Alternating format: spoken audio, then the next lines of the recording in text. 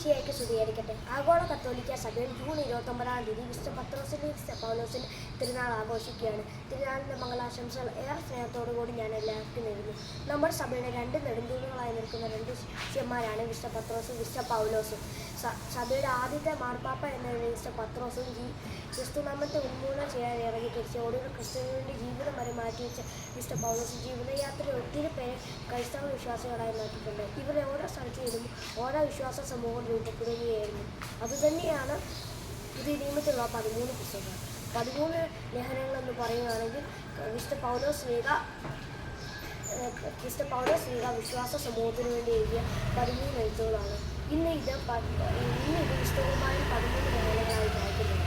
അതിനാൽ പ്രിയമുള്ളവരെ, ഈ രണ്ട് ശിഷ്യന്മാരെ നമ്മൾ ഓർമ്മിക്കുമ്പോൾ ഇവർ ക്രിസ്തുവിന് വേണ്ടി സഹിച്ച പീഡനങ്ങളും ത്യാഗങ്ങളും നമുക്ക് ഈ ലോകത്തിൻ്റെ ഏത് കോണിലായി പ്രവാസികളായാലും നമ്മൾ നല്ല മിഷണറിമാരായി മാറട്ടെ. ഈ രണ്ട് വിശുദ്ധന്മാരുടെ മധ്യസ്ഥം നമുക്കാവട്ടെ.